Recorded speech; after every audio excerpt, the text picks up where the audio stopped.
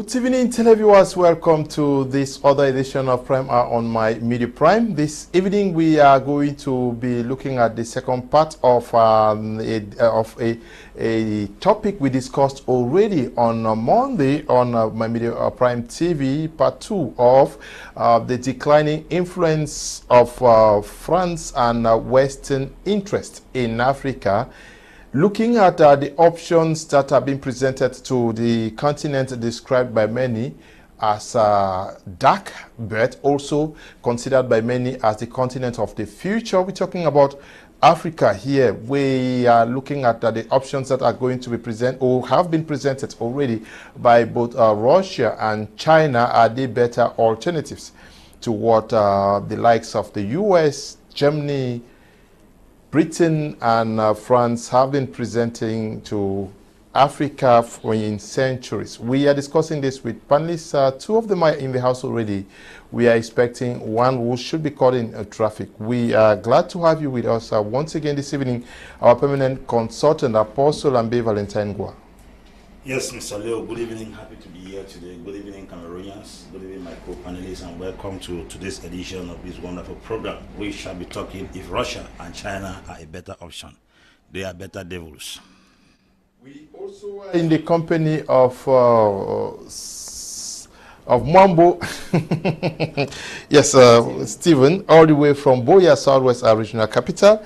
He's here also to shed light on this views about the option between the West and the East, talking about America, Germany, France against what China, Russia, and other parties are presenting to Africa this far. We're glad to have you with us, Stephen. Thank you, Mr. Leo. Good evening, Apostle Ambe. I'm glad to be here to give my own little contribution as far as taking our continent, our nations forward is concerned as the black race or as Africans. So I hope we will give in our own little insight and contribute to this great initiative. Thank you. Okay. Apostle Ambe Valentine first paints a perspective of one appraisal of the partnership that Africa has had this far with the West. Yes, Mr. Leo, since before independence, during independence, and after independence, we've had the West always involved in African affairs. The pre-colonial eras, within the colonial era, and also the neo-colonial era. We've seen the West completely involved in the affairs of African states. To begin with, before the colonialism came into Africa, you discovered that Africa had a culture, Africa had a technology, Africa had a way of life before these guys came into Africa. This pre-colonial era, you discovered there was a level of morality, the level of integrity. In our customs and cultures in those days, stealing was a taboo in certain communities. People were forbidden not to touch other people's wives. And you realize that there was a kind of religion we practiced in those days, even though it was not Christianity, but there was that fear of God in the conscience of people. Stealing was forbidden because even the Bible says that the word of God was written in the consciences of men before the word of God ever came physically to people. You realize that the African man unconsciously had a culture that had respect for authority, had a culture that had respect for seniority, for elders. It also had respect for, there was sanctity, there was a certain level of sacredness in the institution of marriage, there was a respect for authorities in the society and elderly persons. Before this colonial era, before the colonial era, we also had our own technology, we had our own medicine, we had our own culture, we had our own way of treating our sicknesses. And if you want to ascertain the death rate and the infant mortality rate within that period, you will realize that as the days are going by, all these things are dwindling, and as a matter of fact, embracing the European culture into our system, it has caused more damages. How do you explain that in those days you were in the villages, we wore what we call mbashi, just little thing covering your private part. You could walk, there was no anopheles mosquito to give you malaria that will kill you. This time around, a child dies every 3 hours because of malaria. But we were walking with bare body in those days, there was no malaria. This time around, we used to drink water in the villages. from streams. There was no typhoid. Now we are drinking treated water in the city, and we have typhoid every day. At least 10 people die every hour because of typhoid. Our systems have been weakened. Yeah. Now, how do you explain that in that primitive community and society in those days, when we did not have the sophisticated medical equipment and technology we have right now, we had better health conditions than now? It tells you that something has gone wrong. Now, when Europeans came, they came and introduced us into medicine. They introduced us into a new culture. They introduced us into new technology. And they tried killing what we had because our system of education was pragmatic. The education in our society was pragmatic. People were trained how to do craftsmanship, even though the industry was not yet developed, but we had the ability to create. But another education came that taught us how to memorize rather than creating. That's why most of our workers, people ended up as clerks. People in those intelligent in those who work in the plantation as clerks, they worked as supervisors, they were not creators of anything. That technology that came instead killed the craftsmanship, the technology, and the skill in the African man, and introduced us as lesser group of human beings. That was when now the inferiority complex was planted into the black man. After that period, okay, they came and said, okay, slavery, colonialism is not good. Let's introduce independence. The independence they introduced instead plunged the African continent into deep poverty, deep frustration, deep confusion. What kind of independence was given to somebody when you cannot manage things by yourself? As a matter of fact, we have a shadow independence that does not project our true independence. We are subjugated and manipulated. Their approach to the slavery and colonialism changed. It was not that it ended. Because there's a portion of the scripture that says, the rich rule over the poor. A borrower is a slave to a lender. So slavery or colonialism was improvised to the level where they will not carry us to go and work in plantations in Europe and America. This time around, they kept us here and caused us to borrow huge sums of money that kept us permanently as slaves under them. That's the West, from America, Europe, Germany, France, Britain. By then, China and Russia. They have been our slave masters. They have been our slave masters. As a matter of fact, most of the slaves transported from here were taken to America, triangular slave trade, brought Europe back to Africa. Britain was one of the most major slave traders in Africa, France, America, and the rest. By then, China and Russia had no interest in Africa. China was instead colonizing the countries around under the former USSR. That was when now the American system came, break down the USSR before you had all this Ukraine. Yeah, but to note that China was also colonized by Japan, eh? China was colonized by Japan. Yes, I'm talking about. We are talking about the influence towards this way. Okay. I don't want us to go into the Manchuria crisis or what happened over there. Because of what happened, you realize that China had been very cold because China by then was not even developed. As a matter of fact, China was even depending as any other country like us in Africa. Malaysia, Singapore were all dependent countries. You realize that after these Europeans did all what they did, Russia's responsibility within that period, which I know to date, was that Russia and Cuba helped South Africa to fight against apartheid. Russia also helped some other African countries to foster their independence because people like Nkrumah were socialists who focused more. People like Sekou Touré, on the 2nd of October 1950, when Guinea got independence, it was the influence of Russia that caused Touré to deny the document that Charles de Gaulle submitted that all African countries become overseas territories in France. So it was Sekou Touré in Guinea that championed the independence of West African countries, while Nkrumah championed the independence of English-speaking African countries in 1957. So that was when they got that independence. Now, certain countries actually got independence, like Ghana. They will say that independence was genuine.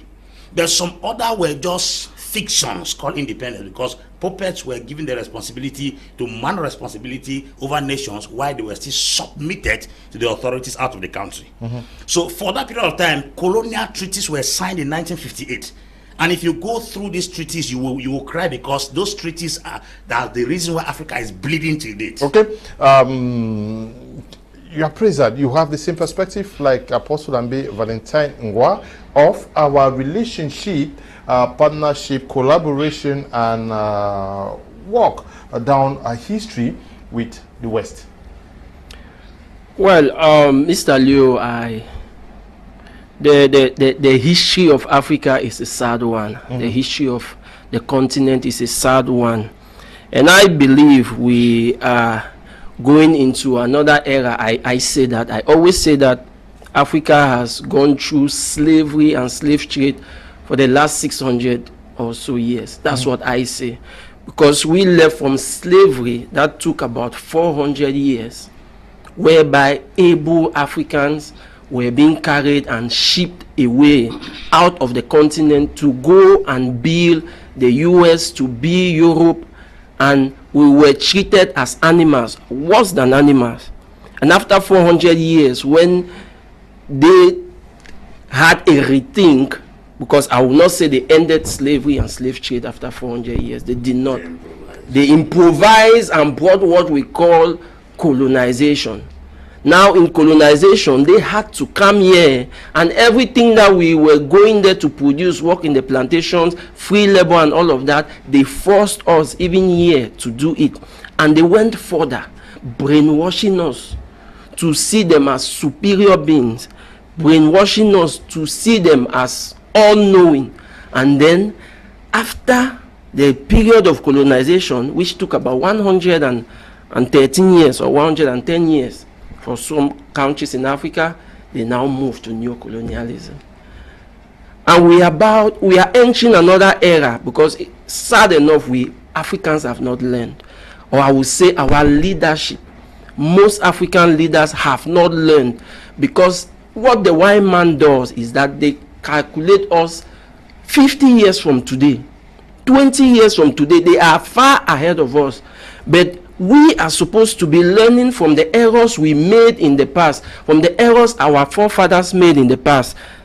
We went through slavery, we went through the colonization, neocolonialism, and the relationship with the West has been a bitter one. I must say that. There are persons, sad enough, they call themselves Pan-Africanists.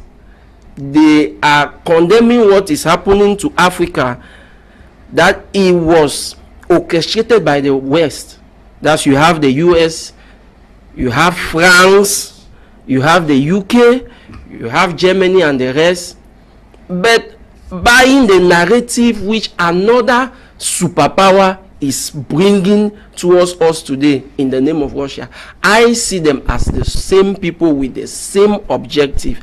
And if Africans don't think and think critically, then we are entering another era of slavery that will last generations to come. Is it possible for Africa to be enslaved in the 21st century?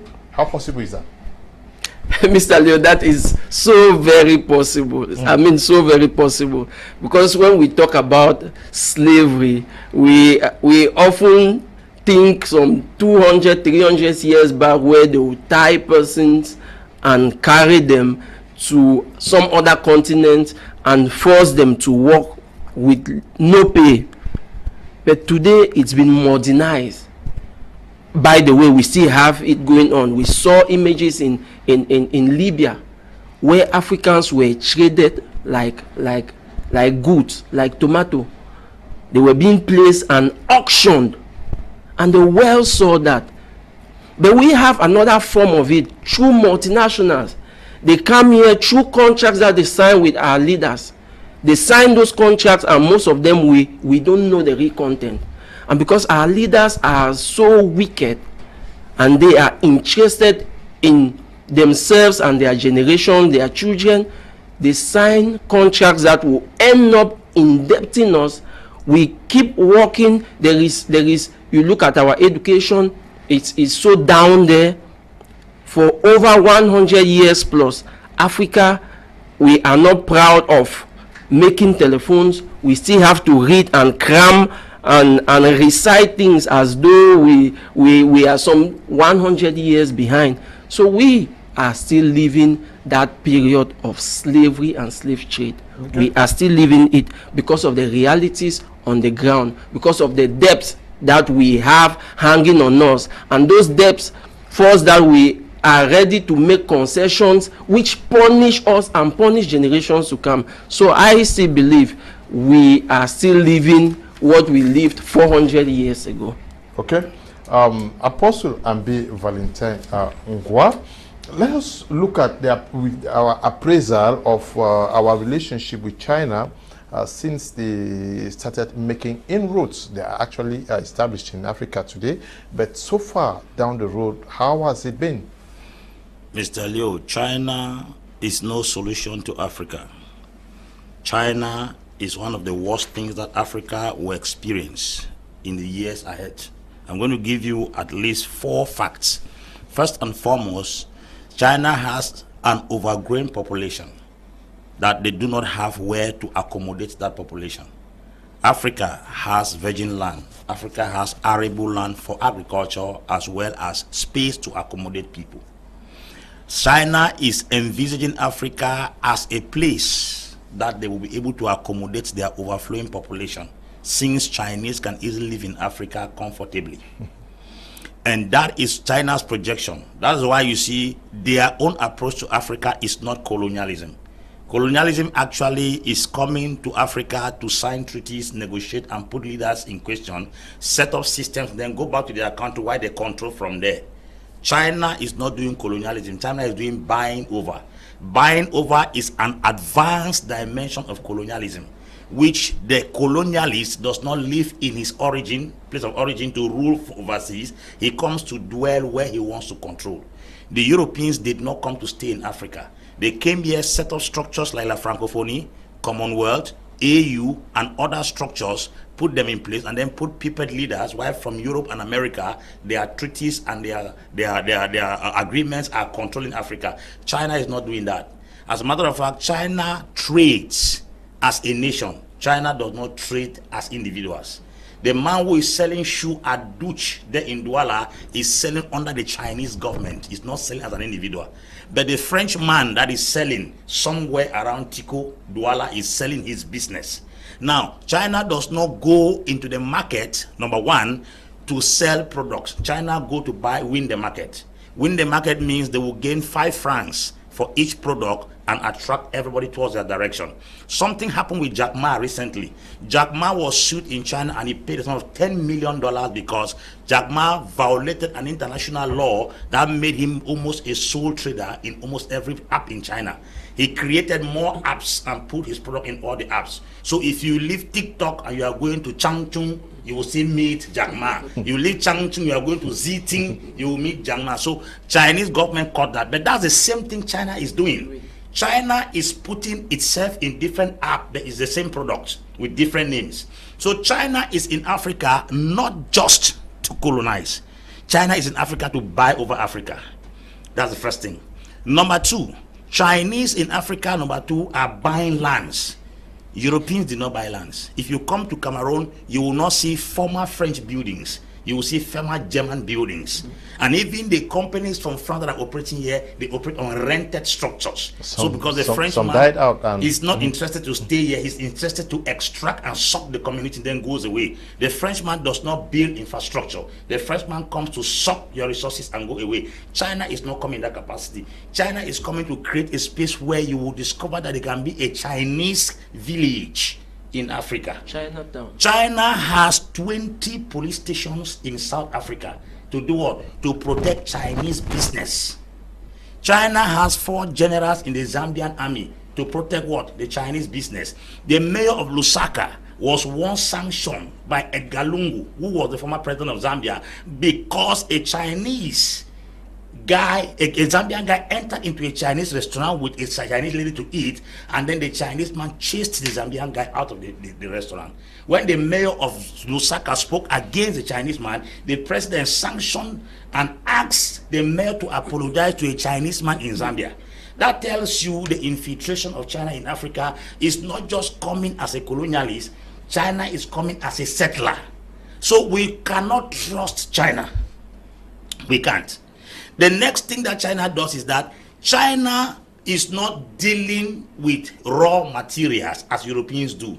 China goes to the extent of doing the meager jobs that the common man in Africa does. That is to say, depriving even him that fries puff-puff, he that cultivates tomato, he that cultivates pineapple, and even him that also does fishing around the shores of Cameroon. China is depriving them. The next thing that China is doing, that China is coming with genetically programmed seeds I want to naked China here. I'm sure they are watching it. They are coming with genetically programmed seeds to put inside the kind of crops we grow here. Our plantains are no longer our plantains. Pineapple that come from Hawaii, the skin is bright. You open it, it is white inside. It's not. Why? It's genetically programmed seeds. When you eat those seeds, you start reacting, behaving, and acting like the way those seeds want you to be programmed, which is very dangerous. Now, China's approach to Africa also is to establish Chinese dominion by incurring debt. China is an advanced colonial because why? China is coming with a debt strategy. Once you are indebted to somebody, you are a slave to that person. China sold the port of Djibouti and established a military base there. Chinese come to sign contract in Africa in Mandarin, not English. So most of the contract China signs in Africa, our authorities don't read them because most of them don't understand Mandarin. How do you explain that China want to construct a port in Dar es Salaam and they will run the port for 99 years before handing it to the Tanzanian government?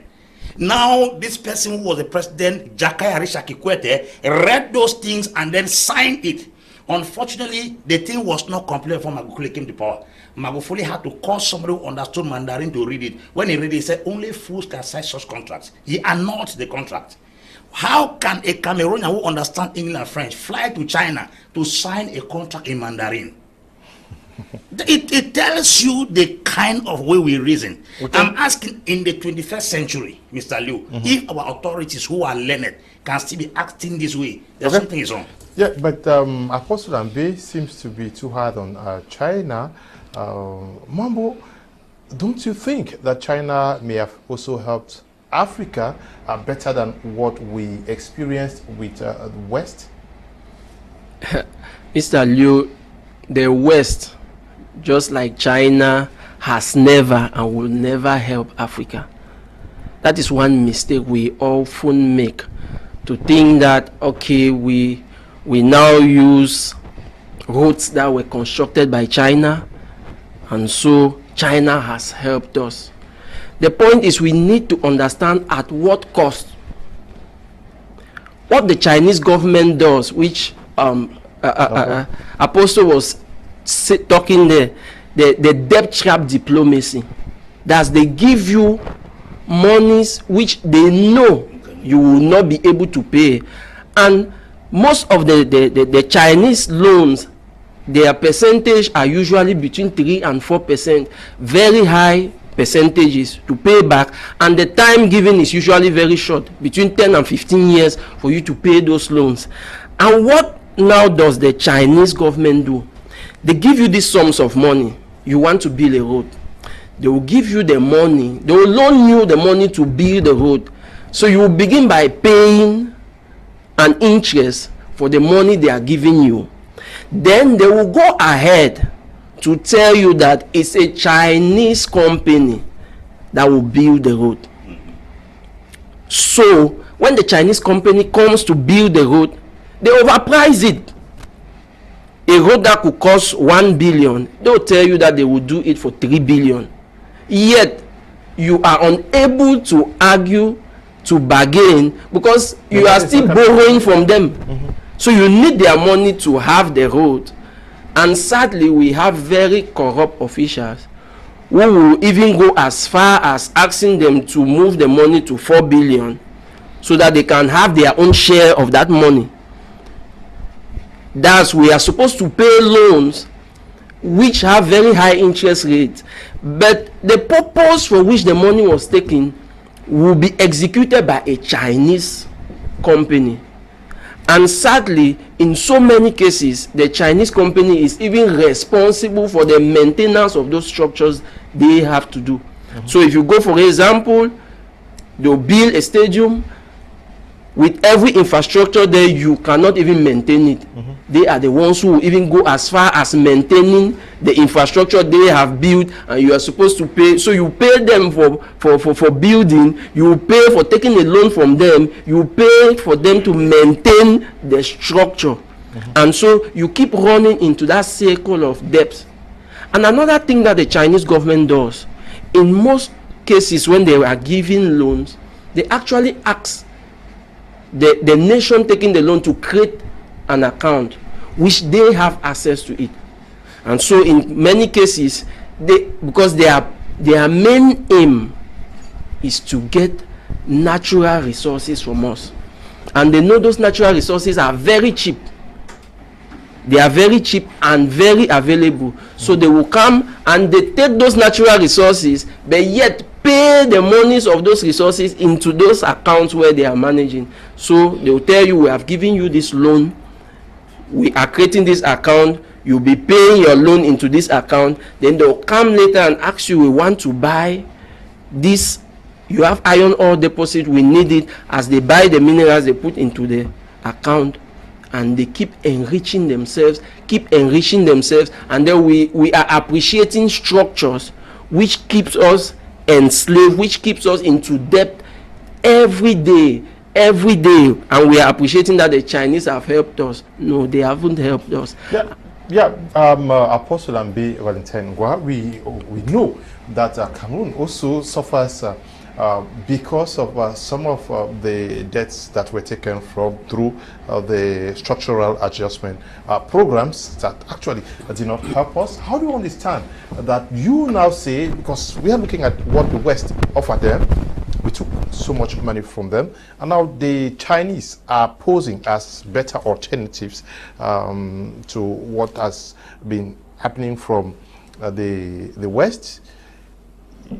You made some very, I don't know whether they are terrible revelations, that a port was seized, that generals exist in the Zambian army, that police stations exist in. How do we explain this shift from the Western investments, where they were remotely controlled from their respective nations, to what we now live, having persons on the ground supervise, ensure that their investments are taken care of? Is it the fact that the Chinese don't trust us better than what the West did? You know, the tussle for supremacy in Africa right now is different from what the colonial masters had. The colonial masters had no contender. They had nobody that threatened their existence in Africa. They sat in Berlin and pursued Africa, and everyone operates within the confines of the jurisdiction that was given to him. Yes. So Britain had his area, Belgium had its area, Portugal had its area, France has its area. Ewane, Francophonie. Commonwealth. Yes, but I'm talking about. I want to build from there. Okay. I want to build from there. Now that China has come to Africa, China is coming as a contender. There were landlords already existing in Africa. So China does not believe that if it does not put an eye on what it wants to invest, there's a guarantee it's going to recover it, because there are people he's contending with. There is a fight right now between the East, let me put it this way, and the West over Africa. The scramble for Africa is taking its second tenure. This is the second phase of the scramble of Africa. This time around, China has come back as a big gun to threaten the European powers who had a field day in Africa running activities under a peaceful and serene atmosphere. But this time around, there is a Cold War. There is a fight over Central Africa and France with China and Russia. There is a fight over Mali with France and Russia. So China has put every machinery on ground to make sure every single step taken should be properly scrutinized. How do you explain that China insists on building the AU structure in Addis Ababa, and then plant chips inside that draws every information and sends down to China? What do they want to get? They want first-hand information concerning almost every community in Africa to know how they operate. So China is not just here, like I said earlier, as a colonizer. China is coming as a settler, and China wants Africa at all costs. And debt strategy is a strategy which is using. Yeah, but how has it been very difficult? You're talking about a debt strategy. China has been here for over 30. Of course. Yes. Why has it been difficult for our head of states to understand that there is this debt strategy that they... Do you know why? This is because China's approach in giving out debt seems to be far more better than what the IMF has been doing. The IMF was founded in 1944 by 44 nations in the world. Why? That was because of the Great Depression that occurred in America from 1939 to 1949. And 1937-1938, there was a recession. Now, after the depression, they created the International Monetary Fund to make sure that every shock that will come against Europe and America should be thrown on Africa. That's the reason since 1939 to date, we have not had any other depression in America, because every time that depression is coming on them, they bring it here as structural adjustment programs. They come it as some of those their names that they call. They transfer it on us. That's why you see the IMF, International Monetary Fund, the first country that ever took loan was France. And these 44 nations came together in order to make sure that another depression does not occur in Europe and America. That's the reason. Now, when China came, China's debt is soft as compared to the IMF. The IMF will give France a loan on 2% and give Africa that same loan on 9%. So China studied those things for years, then come now in between and give those loans for sometimes 4-5%, and then sometimes goes as far as cancel those loans, because it is a battle of supremacy. Who is giving the better loan? Just like banks are battling today. Each bank will tell you will give loan on 2%. This one will give on 1.8. We'll give on 1.2. Yeah, so China. Apostle, you've made very startling revelations here about a port in Djibouti, about that was seized. Yes, all of these things. Is China actually here to help Africa out of the very disastrous situation that they found themselves because of their relationship with the West? Beginning with, none of those countries come here to help Africa. That point is established. Now, we are rating devils. Okay. Who is the worst, who is the better, and who is a good devil? The word is devil. Now, who is a better devil? China is a devil that came like a saint. They used to say when a man has running stomach, everywhere is a toilet. So Africa is that patient that's running stomach. China seems to be a better toilet because their loans are not as hard. You hear the Minister of Transport in Nigeria, Honorable Amechi, said, we prefer Chinese loans. That's a Minister of Transport from Nigeria talking how they prefer Chinese. That is to say, they must have studied the loans from IMF, World Bank, and other, then put together and understand that Chinese loan is far more better. Now, what is the debt trap in the Chinese loan? Is the range, the time, the interval to pay those loans. If me, I give you 10,000 for 100 francs, and I say you're going to pay after 5 years, and somebody gives you 10,000 for 1,000 francs, and say you pay after 50 years, that man who gives you little interest sounds like an angel. But the time that he has given you to redeem that debt is where the trap is. That's where the trap is. And he knows you will not. He knows you will not be able to redeem that debt. Okay. So it's difficult to understand who is better, but we have just been joined by Dr. John Ako. We're glad he was able to beat traffic and join in today's edition of Prime. Doctor, we're glad to have you. We started by assessing our partnership with the West and how it benefited or destroyed the continent before looking at the work we have had so far with China. Yeah, when you look at it, you will realize that, in fact, without not going short, I would like to salute his eminent apostle, Ambe, and Stephen Mwambo. Stephen Mwambo. It's been a while, and I believe the second time we're sharing within a week. But for apostle, it's really been pretty a long time. Equally for the audience that are there, we are going to share on this issue. When you look at the history, many Africans have been coming so overzealous. I said overzealous, and many had not equally learned that in 1970, African countries gave assistance to those same nations. Nobody can tell you that Cameroon shipped food to China, and that Cameroonians were equally sending some items to people like Israel, North and South Korea. And so we ask ourselves, China has been in Cameroon more than 70 years. Yes. China, yes, Malaysia, Indonesia, and the rest, they were in that level. Many equally will not even ask themselves what has happened to the economy, that to this level they cannot meet up. others are meeting up. If you look at the international rating today, they will tell you that Africa is the next destination. Africa is the next destination, not because of the cooperation with China and Russia. It's because Africa is a reserve to the world. And so many, I believe, somebody like P.K. Fonkam of the Fonkam Institute in Yaoundé once said that African economy is look at the mercy of the world economy.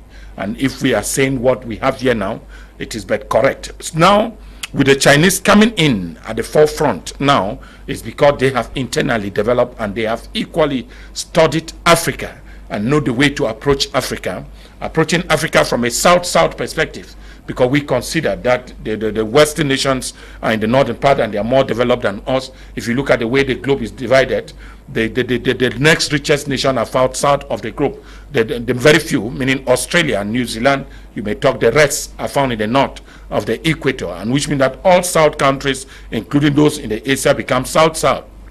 So South-South cooperation has been equally one where people were thinking that they should be all at the same level, that placing nation at equal footing and at times giving them what they want rather than giving them the finance. So the Chinese, we had the greatest approach which people have forgotten.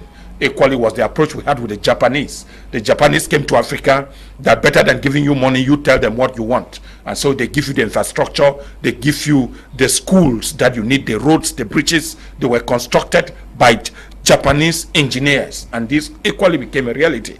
We noticed the Japanese have gained a lot, and equally they are moving. There's a shift. The globe is moving. Now the Russians are coming in, but what Africans don't know is that everybody has studied Africa and has its own approach. When you look at today, people are looking, I said highly, it's on the military tussle. Military tussle in the sense that Africa not talk because they have less weapon. That's how Mali is standing there. That's why Central African Republic is standing there. And somewhere you find the BRICS. You are one of those who equally had a controversy over the Exim Bank loan. When people talk of loans and you try to see that the Chinese have one or two intentions of governance which you will not know.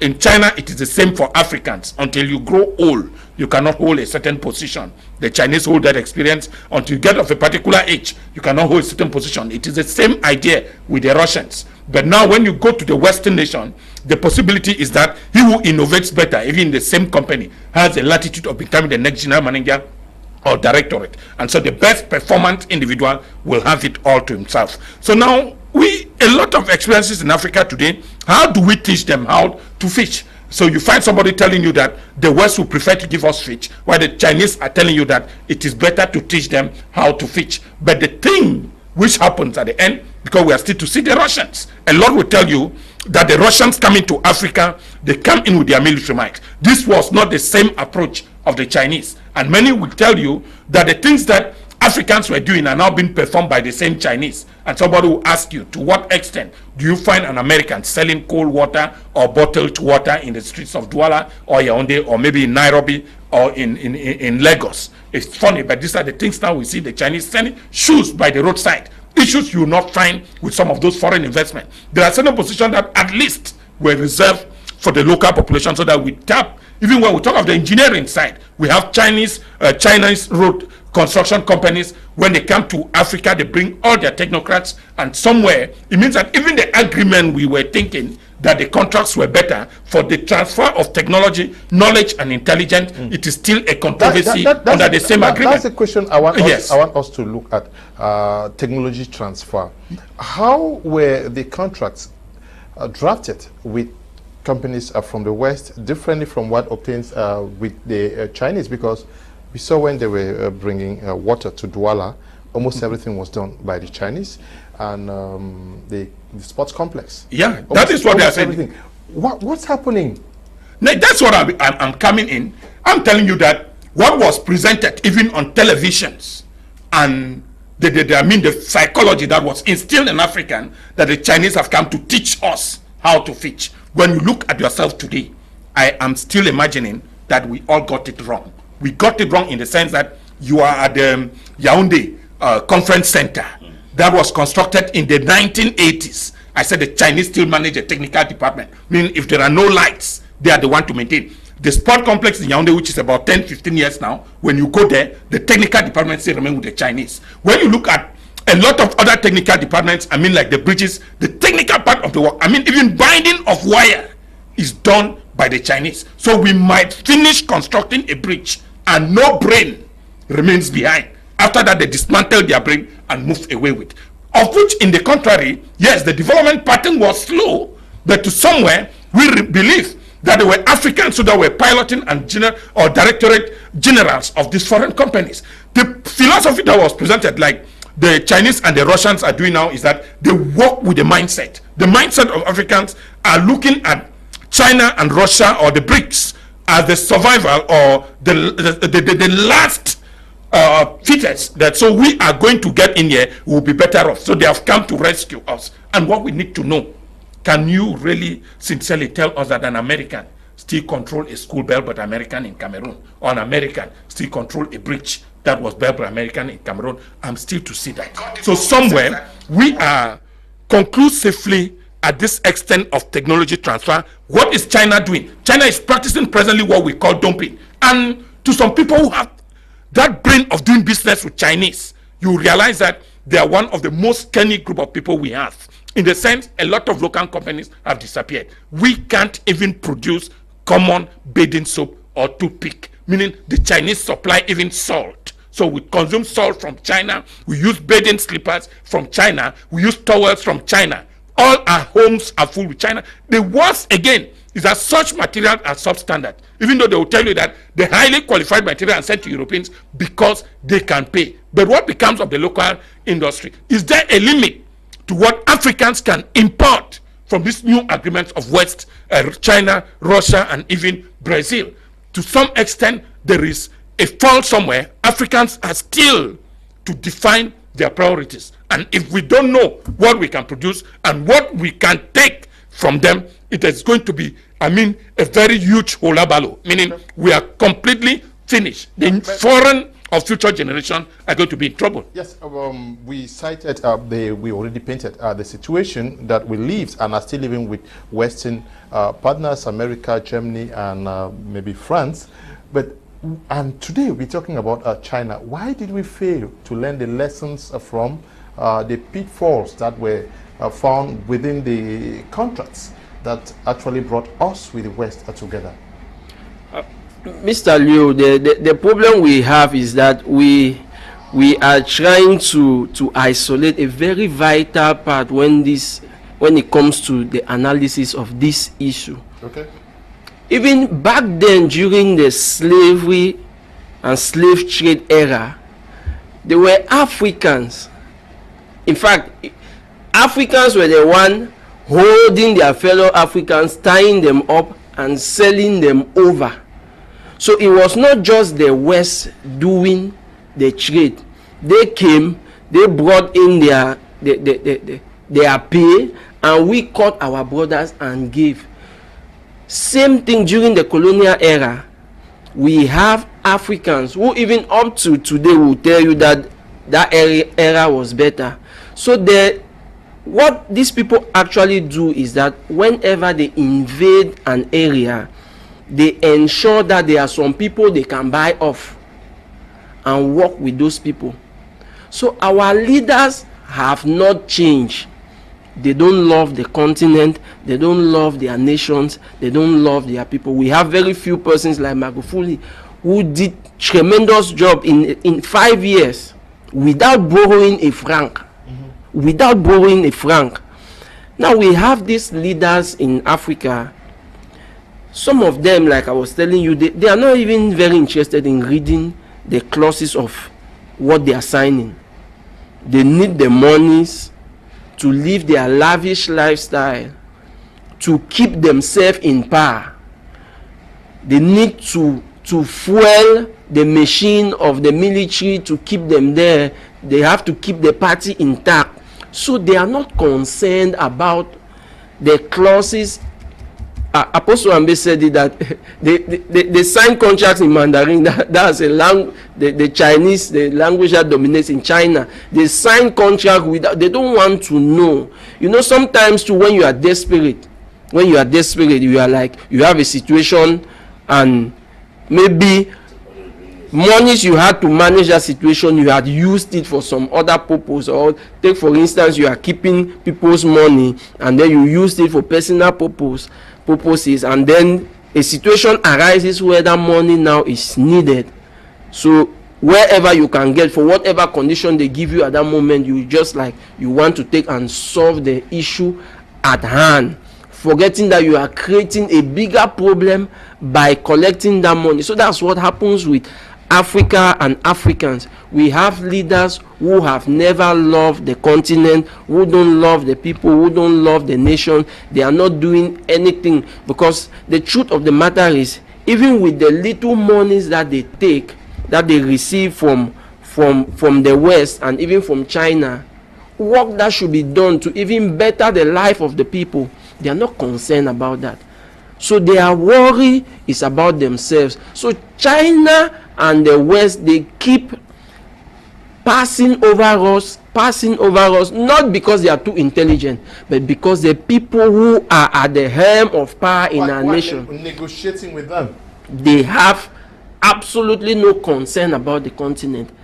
Besides, a huge number of them have their bank accounts in Swiss and in France, in America. That's where their children live. The only thing they have to do with the continent is that they are holding power, and it's keeping them. If today they are not holding those positions, they move there, they are sick, they go and treat themselves out of the continent. So their strategies keep working, not because Africans are stupid. We are not stupid. We are challenging what is happening here now on this set. So it's just the leadership. That's where our problem is, with our leadership. And we hope and we pray that Africans will become conscious, very conscious, and take these leaders who don't have love for their nation away, so that responsible people with a mindset of transforming our lifestyles socially, politically, economically can come in and negotiate better deals, not with the West, not with China, but with partners who are willing for a win-win arrangement. Apostle Ambe Valentine, we discussed this already on Monday. We saw African leaders gather around Putin. That is, Russia has a summit with African leaders who come around. How do we understand that in the 21st century, that Russia is not dealing with nations, because Russia is a nation, but it's dealing with a continent? That is like bringing some boys and girls around to talk business with them. Russia is talking business with Africa and not Cameroon, and not South Africa, and not... How do we understand that we have criticized for decades the posture that France has taken, not over Africa, but some French African nations? Today we see African nations gather around the Russian president, they gather around the Chinese president. Is this... Prime Minister. Yes. I don't know. Can you read meaning into this? In 2018, there was the Sochi summit, Afro-Russia summit in Sochi. In 2018, the Black Sea territory of Russia. And that 44 African head of states and delegates traveled to Sochi to go and discuss business with Russia. Russia, a nation. Russia is a confederation that has at least 4 million black people whom the Russian government sponsors in their universities. So I think that was the bait which they used to attract African presidents, that they have given scholarship to 4 million Africans in Russian universities for free. When they traveled there, Museveni said they need to get more arms. They need to buy more arms. And Russia sold arms for at least $268 million within that period. I was asking if Museveni was buying arms to fight the British, who want Museveni to start exploiting the Ugandan oil without building a refinery, but he was buying arms to fight Bobby Wine. He is buying arms from Russia to fight a political opponent in his country. the arms that they are buying is not to fight against the people who are exploiting them. They are fighting against the people who are telling them the truth. So Russia is a trader in Africa, and Russia's business here is to sell arms. Africa gathered in China, and they were giving $60 billion as loan. Africans gathered in France, Franco-African Summit. Russia, Afro-Russia Summit. UK Africa Summit, US. China Russia Summit. These are nations inviting a continent. It tells you one simple thing, that human resource is more than natural resource. It is humans that give resources value. And every time we lack human resource, no matter how much natural resource we have, they will amount to nothing. This tells you simply that a single nation like Russia can invite Africa. Tell me any nation in the world that Russia has helped so far from time immemorial till now. Let us consider they are backing Mali, they are backing Central African Republic. It is too early to ascertain Russia's support for these countries. Because France has been in Africa for 60 years, we can be able to ascertain their uselessness, Britain and the rest. So let's give Russia some time over Mali and over Central African Republic and see what will come out of it. But one thing is certain, none of those countries come here for the interest of Africa. They come here for their own interests. That is why I said in one of my outings that we have devils coming in Africa. What we should be looking is which is the better devil among all the devils. Devils in great. Yes, in great. So which is the better devil? Because Russia will never come here to build Africa. Russia will be here to sell its arms. Russia has problems in Russia because there is a gap between the have and the have not in Russia. You will see the poorest man on earth in Russia, and you will see the richest men on earth in Russia. If Russia was able to solve that problem, then Russia should be able to solve African poverty-stricken problem. I don't think that they have been able to solve their poverty crisis by dividing wealth evenly in their nation. So it's not in Africa that Russia will come and divide wealth evenly. The next thing we have to understand is that African leaders, like I say, we are tired of having head of states in Africa. We should start having a head of states. Because head of state is somebody who heads over affairs. A head is somebody who is carrying people forward. So I think what we have a lot of head of states in Africa doing is that they are looking for their personal interest. This boils down back to leadership. Gold has no value until human touches it. Cocoa has no value. So when you see a continent sinking, it's not the absence of natural or mineral resources. It's the absence of human resource. And that's why emphasis must be laid on the fact that we should start developing human resources. Because Europeans that came here didn't come with any material resource. Apostle Ambe, we blame the West for sitting in Europe and partitioning Africa. Yes. Today we have heads of state who leave their respective countries. They gather around one president that tell us the way forward. That's human resource. Help us. Yes. How do we? I don't know. That's a place of human resource. They came here. They subdued us. We are going. I don't know. They came here with human resource, no mineral resource, no natural resource. We have natural resource. We don't have human resource.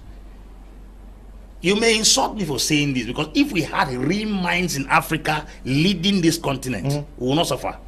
Go back and look at Europe. Most of those little countries in Europe do not have 100 of the resources in Africa, but they have men who have brains. De Gaulle alone was the one that negotiated France's position in Africa. One man. That's a human resource. France practically has nothing beneath the earth. No gold, no diamond, no bauxite, no iron, no manganese, nothing.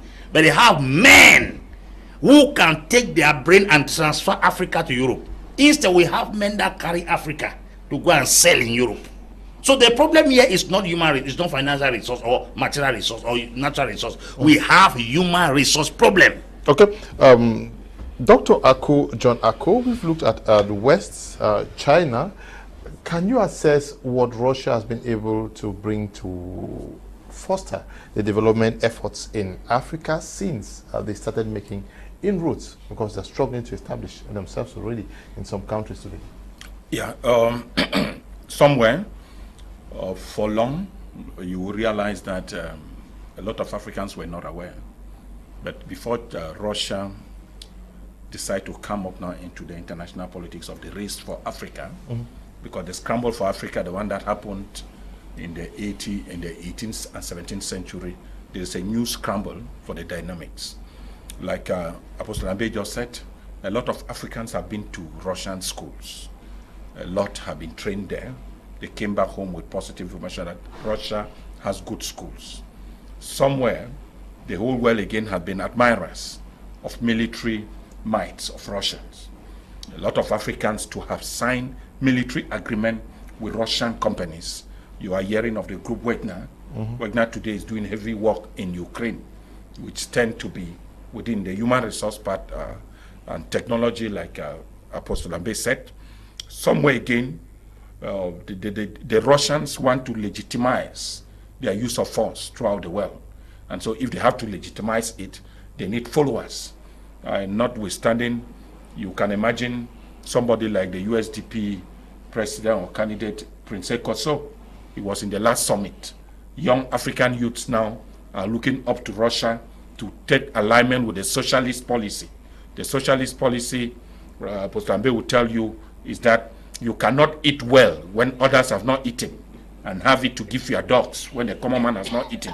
The socialist policy is that we bring all together, then share it equally to all. Yes, and that's why we are finding out. And so a lot of other African young politicians are thinking that the Russian approach of sharing wealth, that's what others will tell you, that is very positive. And that in Russia, you have somebody like Dmitry Medvedev, who is one-time prime minister today on the defense arm of the government. These are some, I call them financial Irokos of the Russian government who have personal accord with Putin that you have to make the money, but don't come for power. So somewhere, the political power game, a lot of Africans have gained by experience, is that if you work with Russia, you can live for an everlasting period. Since Russia has a political approach of not intervening in issues that concern sovereignty of other nations. So a lot of Africans admire this aspect, and they are thinking that they can grab on that part of it. Secondly, the Russian relation, African relation comes in again the fact that it is another point for loans. Like you just said here, the moment the conference was open in Russia, what Africans had in their brain is how much loans will come out with. They have forgotten that they have been borrowing from World Bank and IMF, and we ask questions. We are the one quarreling. Where are the results of those loans? Now that Russia is coming up, they say it's another point target for loans. So we have equally benefited a lot somewhere on other Chinese loan, Russian loan. Remember last week or so, the Russian president told Africa that about 200 million as loans has been cancelled. 20 million US dollars loan have been cancelled for African countries. So these are some of the ends that you will get somewhere. People will tell you that then Russia is better. They have forgotten that even with the West, there was the HIPC initiative, and somewhere at the end, debts too were forgiven.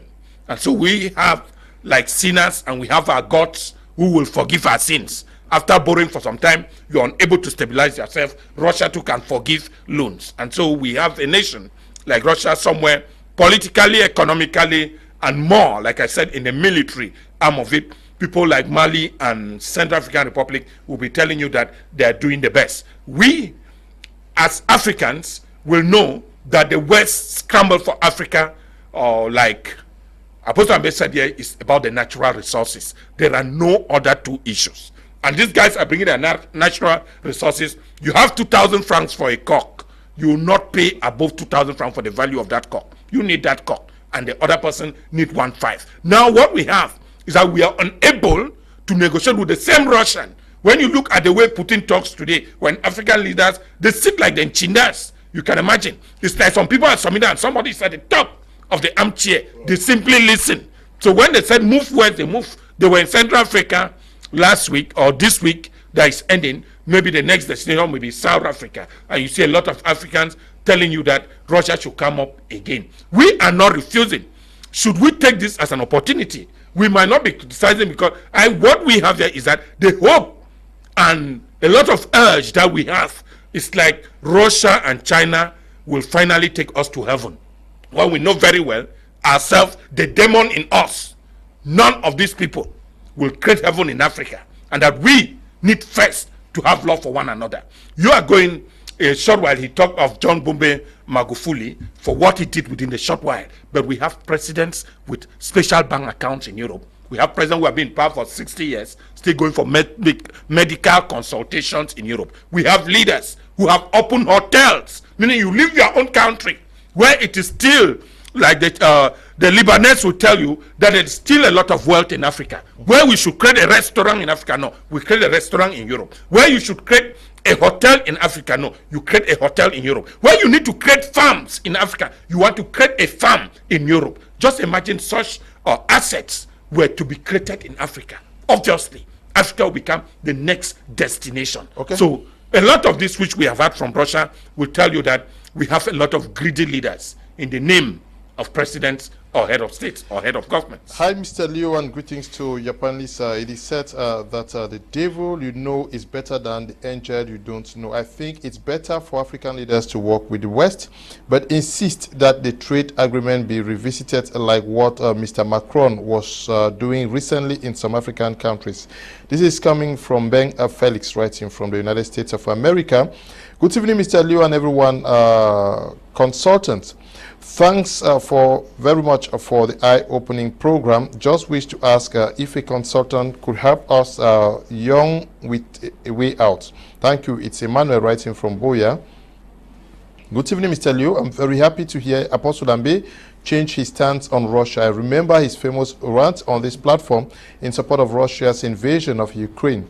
Cameroon's latest oil and gas exploration license was issued to New Age Energy. Lukoil has 40% of New Age. Russia is just another bloody colonialist. Garbage in, garbage out.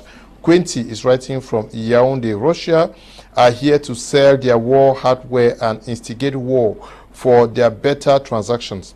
Chinese government sold armor cars to a president to fight the people in the northwest and southwest regions. Unfortunately, the armored cars were destroyed and demolished by handmade locals. Okay. Good evening, Mr. Leo, and all the panelists in the studio. In fact, you guys are the Pan-Africanists. Mr. Leo, this cool war between the West and the East in Africa needs only our prayers for God to help us. In fact, I feel like crying with all this information about China. Our leaders have no interest for their own citizens. We need to pray more. Kudos to you all in the studio. Apostle Ambe, Cameroon just donated millions to Turkey natural crisis. Mancho BBC is lamenting in jail for simply asking if all should die on roads in his area. We don't tire. Putin or no Putin, black man bad. Masu is writing from Boya. Good evening. I'm called Yannick, currently in Yaoundé. I want to compliment Mr. Liu for his analysis about our leaders, the cause of Africa's downfalls. Our leaders sold our brothers to the West for slavery. Chinese are in Africa for their selfish interest. Chinese are egoistic and too discriminative to the non-Chinese. Okay. Hi, Mr. Liu, and greetings to your panelists. Which is better? It is said that the angel you know is better than the devil you don't know. I think it's better for African leaders to work with the West. Okay. Good evening, Mr. Liu. Thanks for always bringing in learned panelists. I always take a comfortable seat when Apostle Ambe and my brother with the multicolored shirt are on the platform. You guys keep doing the talking and educating those who care to listen. As you keep walking in the Lord's vineyard, he sees it and works on yours immensely. Masu is writing from Boya. Thank you very much. Greetings to you guys in the studio.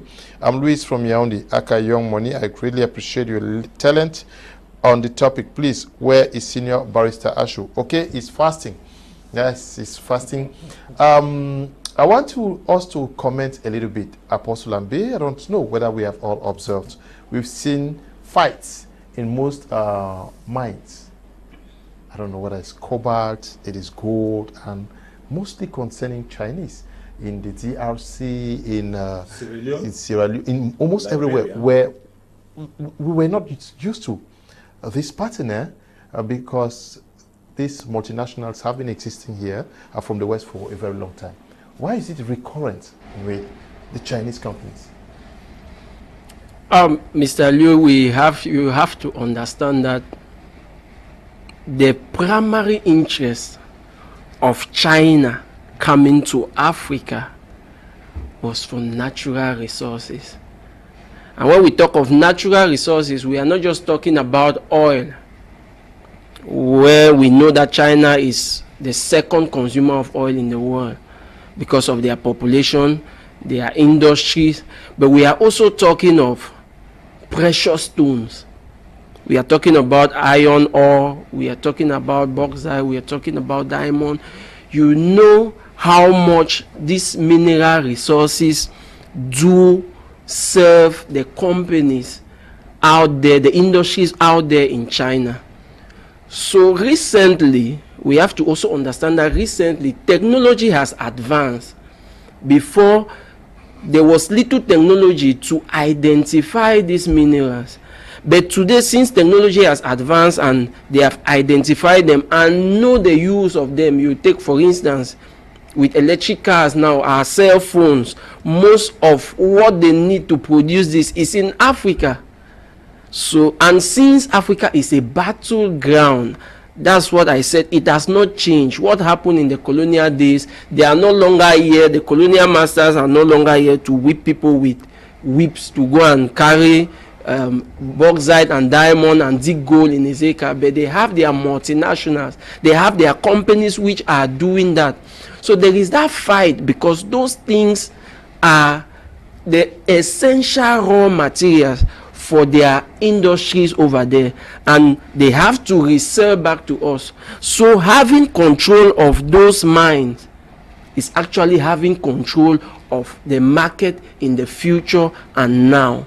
So you will keep seeing those fights. I have an uncle who was working in Edea in one of these quarries, and he told me a very interesting story. He said sometimes ago when they were digging and they work in the day as well as in the night, these whites, I wouldn't want to mention the name of the nation, there came a time that they asked them not to come and work in the night. So they will come in the morning, they will show them one part where they use dynamite to explode those rocks, and they carry to the quarry, they keep working, but in the night they will ask them not to come. Those guys discovered diamond.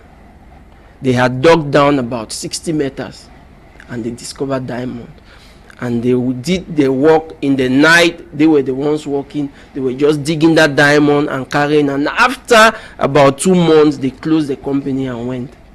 They had gathered enough diamonds that they will be rich for the rest of their lives.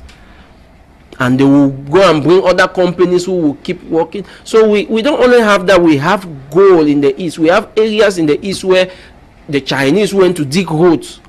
And on digging roads, they discovered gold. And so they know our soil is rich in the Congo, and we are talking about especially here in the Gulf of Guinea, where we have a lot of reserve.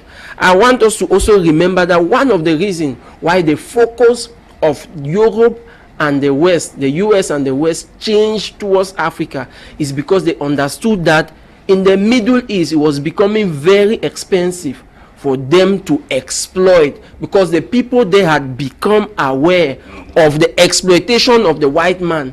So, and you know how it's going up there in the Arab world with explosive. They have heavy resistance movement. They have military equipment that they can resist. So they saw the weight of the resistance from the Middle East and said, since Africa has these resources more, and the people are in quote stupid, because when our leadership is stupid, then the Africans are stupid.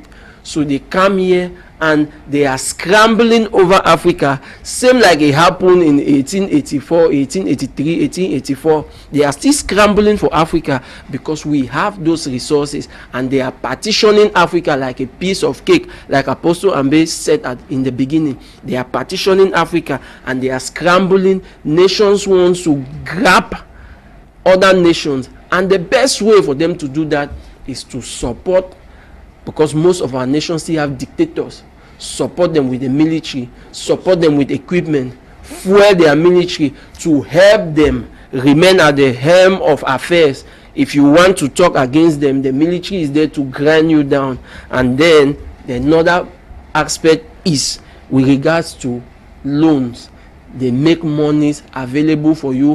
When it's campaign period, they pump in monies for those parties, for those presidents to go and win elections. So the fight will continue if we don't become intelligent, if we don't become conscious of the fact that what we have as a natural resources will one day finish. If we don't become conscious, the fight will not end. It will keep on going from another level to another level to another level. Like I said in the beginning, they calculate us 20 years ahead, 30 years ahead, 50 years ahead. So we are talking about solutions for now. They even know about this consciousness and they are already planning the next step. So if we don't overtake, if we don't have conscious leader with a mindset to build our nation, to build our continent, not going to inaugurate bridges in France and railway stations when in Douala we don't have one, then we are heading into the gutters. Apostle Ambe Valentine, I don't know whether, have you seen some of those videos where locals are always fighting with Chinese in some of these extraction sites? What is the difference in the management of personnel in some of these mining, excavating sites of the Chinese and the other guys who have been here? Because we have not seen them fighting with the British, we've not seen them fighting with the Americans, yet these other guys are in Africa exploiting. How do we explain this? Okay, let me begin by answering this question with a testimony. I sat in a car traveling to Yaoundé. Okay. I saw a welding engineer and I said to him, "Je n'aime pas les Français. Ils sont ici en Afrique pour nous exploiter." The man said, "Stop." He said, "Stop." He said, "The French are not here to exploit us. The French actually want to pay us as citizens. It is our Cameroonians who stop them from paying us. A Frenchman may want to pay you $1,000 per month. A Cameroonian that stands as a broker will tell that money is too plenty for him. So you see, this bad faith starts within us. The black heart of the African man has also ginger and influenced the wickedness of the West in Africa. That's it. So the man said, ne blâme pas le français. Parce que vous les francophones, c'est vous les Camerounais, c'est vous qui empêchez les Français pour payer les gens. He said because he was working in a welding company offshore. The French were to pay them 2 million a month. The Cameroonian subcontractor that was there told the French man that money is too much for them, that they shouldn't pay them that money. You realize that the approach of the West, they have a level of humanity in them, not China. It's different. There's a level of humanity in them. It will also shock you, Mr. Liu, that when the French or the Westerners were in Africa here, exploiting Africa, do you know that companies like Nanga were giving construction opportunities? Do you know that this poor airport was constructed by Nanga? Do you know most of the ministerial buildings in Yaoundé were constructed by Nanga? Tell me any construction company that is indigenous today that handles major construction projects in this country since the Chinese came. I'm trying to make you understand that even though the West came here and they were exploiting us, there was a certain level of opportunity and liberty we had as citizens of this country. We also had companies, Cameroonian companies, that could handle certain things in those days. But as a matter of fact, now, you cannot find it anymore. It has disappeared. So that tells you that China is in the 3 stages of production. Okay. But I think what the West was doing here, the West kept us at the primary stage. China is at the primary, secondary, and the tertiary. but the West was at the primary. Yes, but let's look at the treatment that was reserved for workers, because we have mining companies existing in Africa from the West. That's why we have the same. What actually explains this rifts, fighting, beatings, and what? Yes. Is that why I'm coming? Exactly. That's what I'm coming here. That's what I'm coming here. I say, if you look at some of the responsibilities given by Cameroonians in some of the Western companies in Africa, they had some top-notch offices, responsible offices, privileges were given to them. I was a little boy in Mutengene when the whites were controlling Plantekam. They will give you milk every time you go to the farm and come back. When those who came from abroad to run Del Monte Banana, those who were spraying chemicals, they will give them milk to drink in the morning. But when Africans were given that responsibility, they had the money for the milk. Most of the guys who were spraying those toxic chemicals in the farm died because they could not have a detoxifier like a milk that will neutralize the content of the chemical in their system. That tells you that we also equally have a problem. Now, the Chinese are equally even the worst, because right at the primary stage, the extraction of wood in the bushes was the responsibility of the locals. The mining sites where you just had white technicians that will come and give you technical knowledge on how to detect it, but the digging process, extraction, is the responsibility of the common man. But the Chinese now dig at the level of the I don't know the kind of impression they gave to them about Africa. They think that they are superior. Because a white man stood on television and said, Uhuru Kenyatta is nobody. He said, a Chinese. He said, we are just here to extract because we don't value you. How do you explain that blacks are put in a museum in China and they are classified as a group of chimpanzees called the orangutan? That is to say, in the mind of the Chinese man, we are a low breed of human beings. As a matter of fact, we are the last class of mammals on earth. That mentality is what makes them to constantly think that they have the right to slap an African on African soil. Secondly, the kind of rights our authorities give to these Chinese authorities. How do you explain that a Chinese is beaten in Lusaka, and then the mayor is asked to publicly on television apologize to a Chinese man in Lusaka? Where is the right of the citizen in that country? It's a kind of authority that we have given them also in our continent. And some Africans will not take that nonsense. They will beat the hell out of the Chinese man. And that's what is happening. So this constant fight is because the Chinese man believes that the black man is a, how do I put it, some lesser species of mama that is not up to their class. You know that if you don't have a particular amount of money right now, you cannot go and buy in China. No, you cannot travel to China. If they ask you to go to China to do what business, how much capital do you have? You say 10 million. They say there's a shop in Douala, you can buy that thing at the same price. They don't allow you to go to China anymore because you have to carry a particular amount of money to enter into China, which means your presence is not needed. It's what they need to get from you.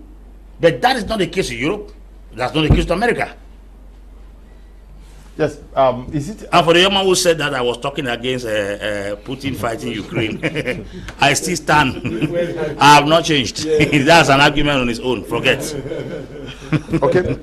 Now, these squabbles that we find Africans fighting with the Chinese, is it also that maybe the guys are also an issue of temperament, or the level of those who are sent to supervise some of these sites? Could this explain? Let me add something, Mr. Liu. Do you know that most of the Chinese working on construction sites are prisoners from China? Okay, which means that they have they have problems. They have psychological. they are narcotics. Okay. Most of those people are prisoners who are sent to work here. Yes.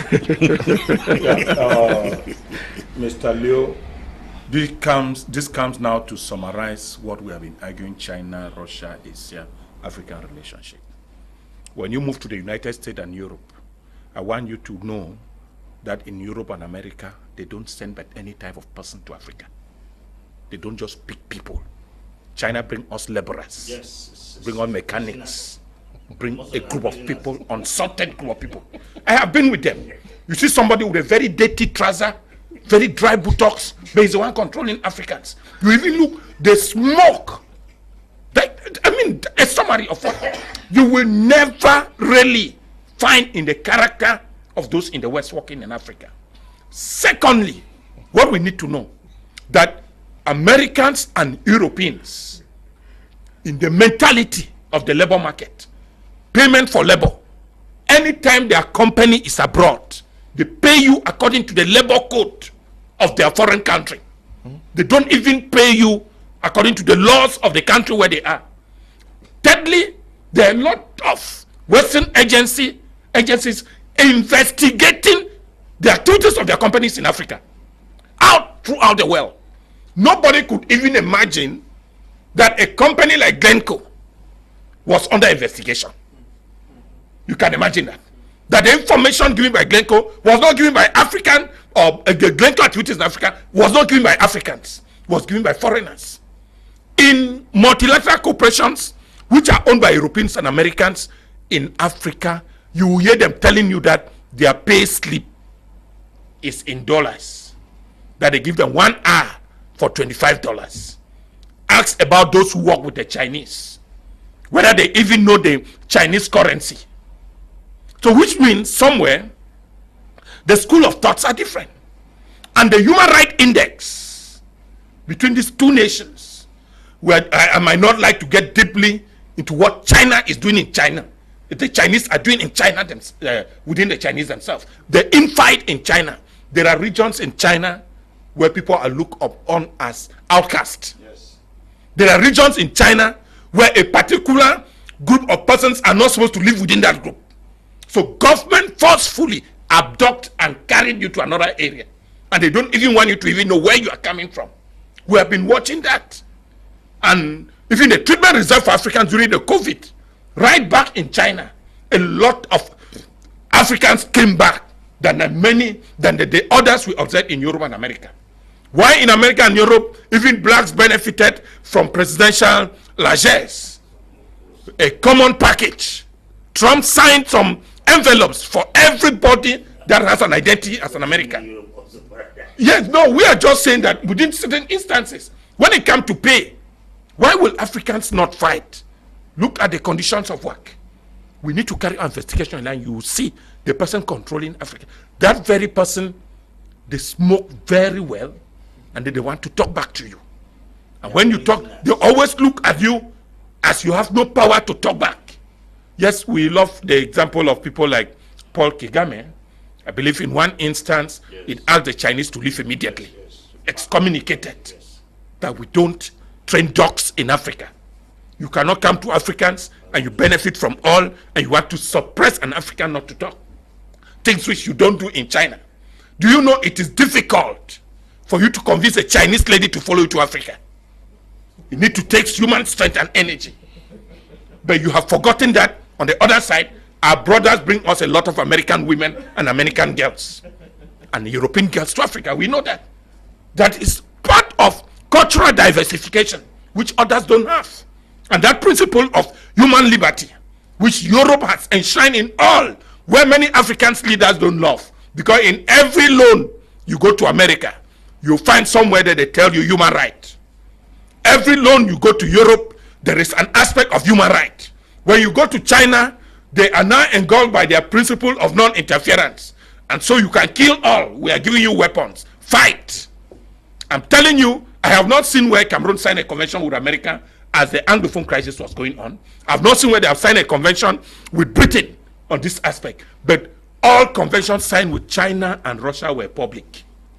They might have had them, but somewhere there's a moral aspect in communicating such agreements.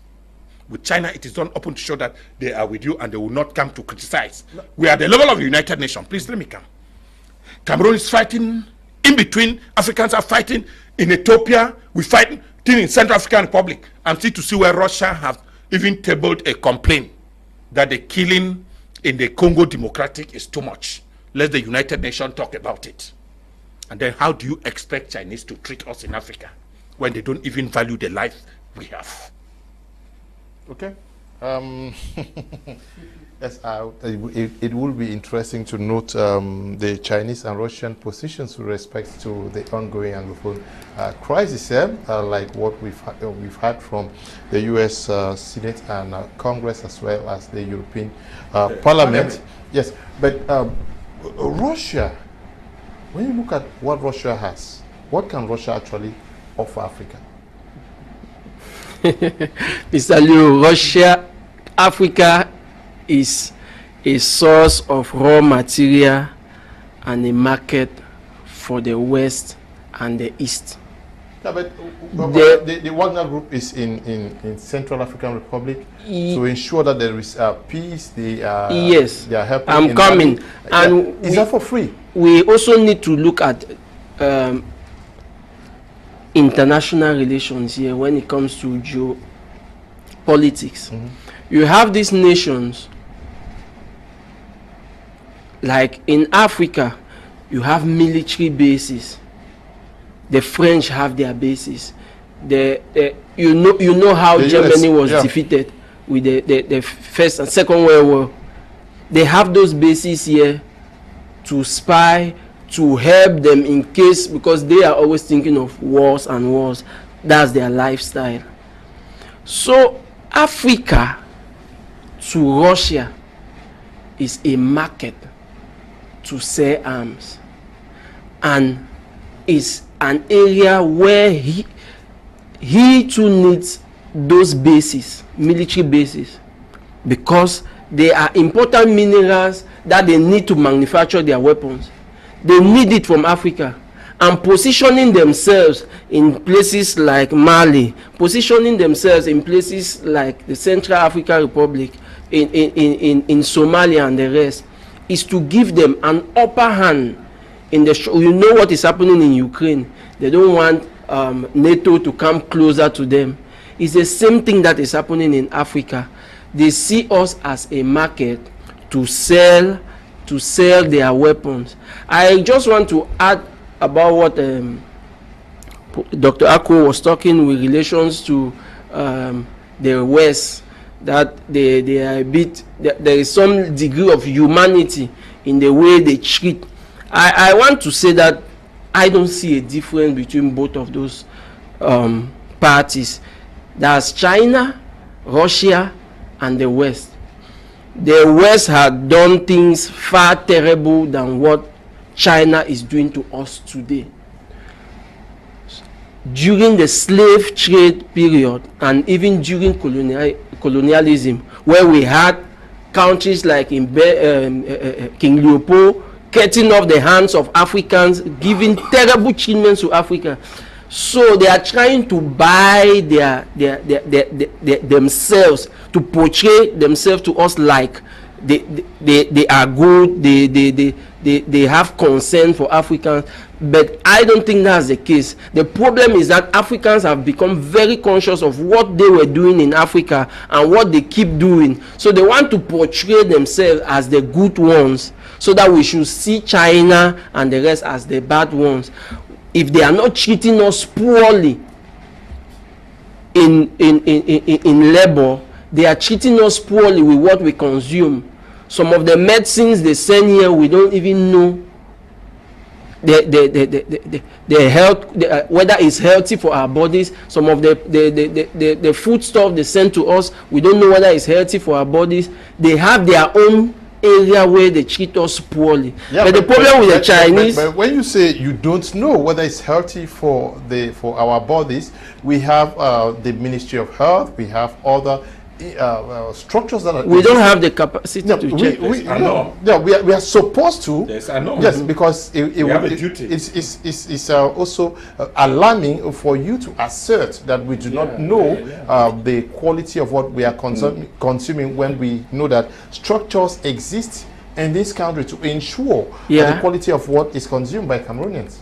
Mr. Liu, Apostle Ambe gave an instance where a mayor was asked to apologize to a Chinese who treated a national poorly. Yeah, but we also saw fish, I don't know, containers of fish that were disposed of. Yes. Because they discovered that what I'm saying is this. There are things that enter our nations which we are unable to even control, and which our technological knowledge does not permit us to even know how good or bad those things are. And they know that because they know the extent to which we can go. So I see them as the same persons, the same people with the same agenda. But one person wants to present himself as the good, while the other one is so it's a farm where they are fighting for interest, and that's all what it is to it. So Africa has to work with African nations. The only way we'll get to develop, the only way we'll get to emerge is when Africans begin creating relations among African nations, when African leaders become conscious of the fact that they are sitting in position to help African nations, to help us emerge, not for personal reasons. Thank you. Okay, I'll take 2 or 3 messages and then we conclude with today's edition of Prime. Yes, I know. We're already going towards the end. Yeah. Good evening, Mr. Liu, and I'm always happy when you bring topics of this nature. What I can say about this topic is that we need to be careful with the Chinese and the Russians, because the devil you know is better than the angel you don't yet know. Thank you, Carlson Benyo, writing from Bafia. Special thanks to Mr. Ako John. Good evening, Mr. Liu. Thanks to the panelists. I wish African leaders were listening, though they won't like programs like this. Remember that they locate such areas where there are mines in China before coming. They have the technique to locate that right in China. Good evening, Mr. Liu. Congrats once more for the edifying topic. Your panelists are very knowledgeable. Africa's problem started with the Berlin curse of 1884-85. What Africa has to do is create Africa's way. The West is doing what they are good at, and I don't think Russia and China will be different. In international relations, there are no friends, just interests. Agbotabi, writing from Bamenda. Good evening, Mr. Liu and other panelists in the studio. My little historical experience shows that France is a very bad colonial master because she exploits with too much exaggeration. The early African countries start thinking out of the box by their leaders, the better. Africans also need to revamp their educational systems and invest more in technology and other sectors of life.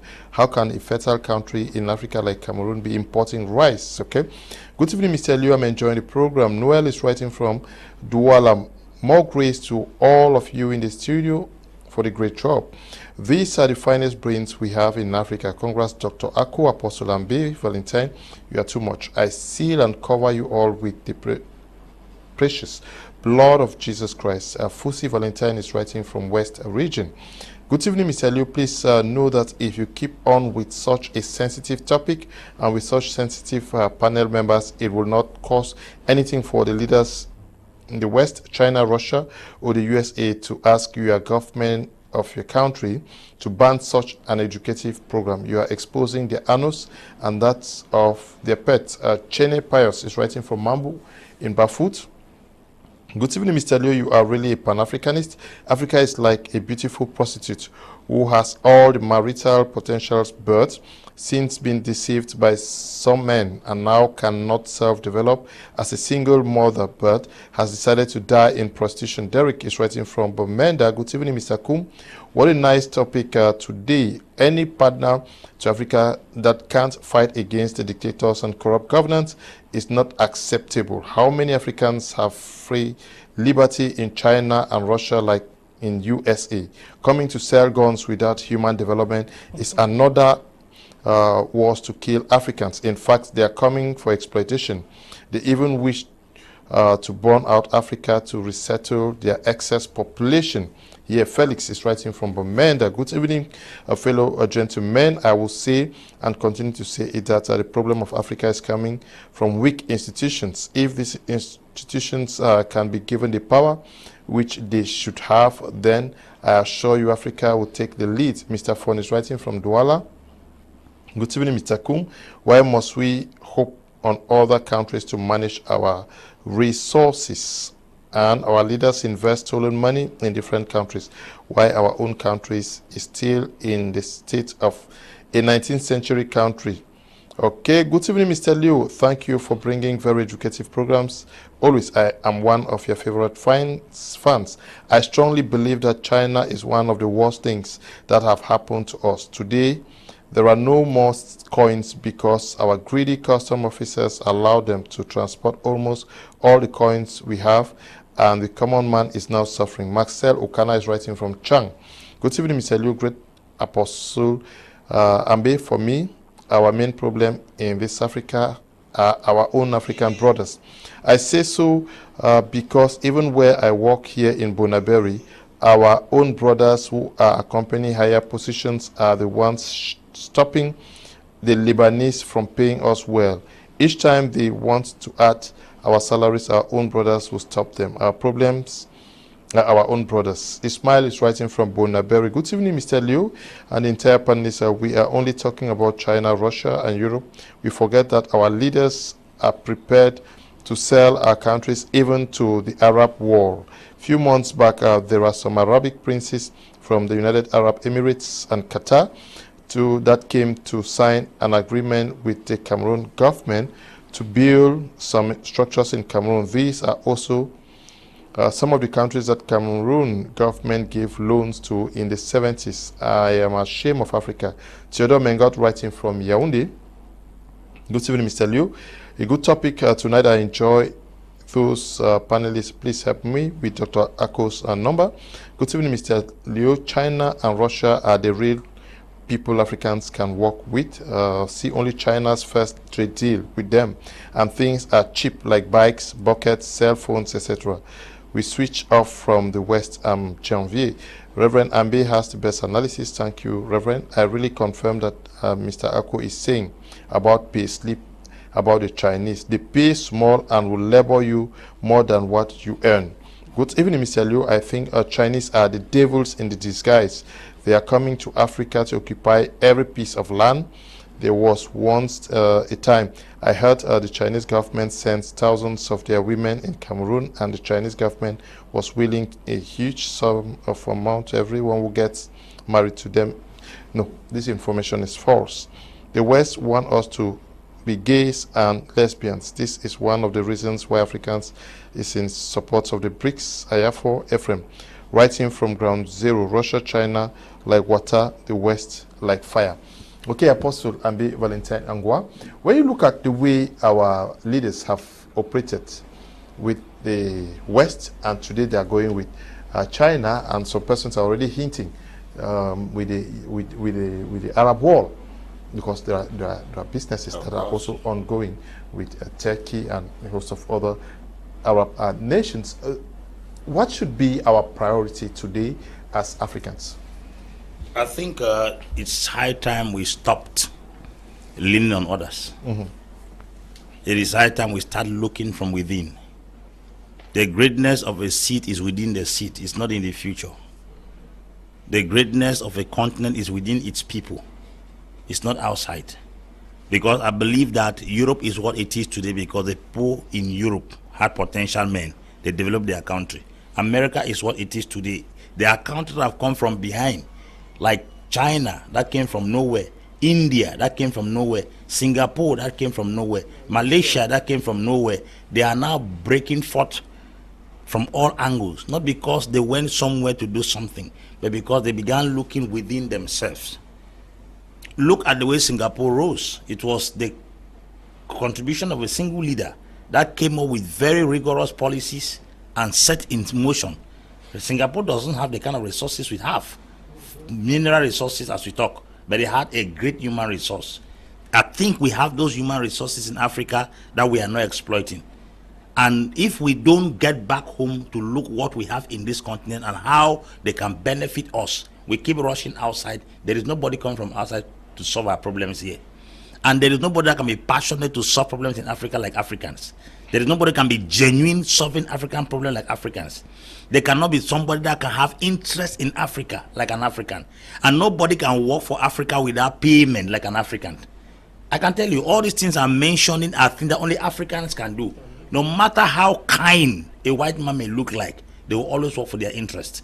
No matter how appealing, no matter how merciful, no matter how good they may look, they will never work for the interest of Africa. And I think everything we are looking for is in this Africa, because if you leave this Africa and travel to Europe, you will discover that most of the greatest achievements in those countries are done by black people. Go to America, the achievements there are black. The best doctors in America are Nigerians. Oh yes, the best surgeons in America, the highest paid surgeon in America is a Nigerian. The best in America, in England, they are Nigerians. Now, that potential, that ability, that skill is African. Why is it praised in Europe? Why is it positioned in America? It's because we have not learned to exploit what we have here in Africa. I think we will start appreciating what we have. Is it not amazing that we send people to school to do civil engineering? When we want to construct road, we call Chinese. We want to construct bridge, we call the French. We want to construct this, we call this, we want to construct them, we call Italians, we call Turkish. Why do we call those people to come and construct when we have people who have sent to also equally to schools? And there are also Africans who have gone abroad, studied those things and come back here.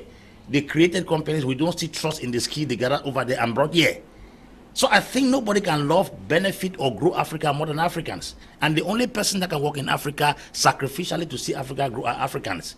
So I think it's high time we start looking from within Africa what we need to better out the continent Africa.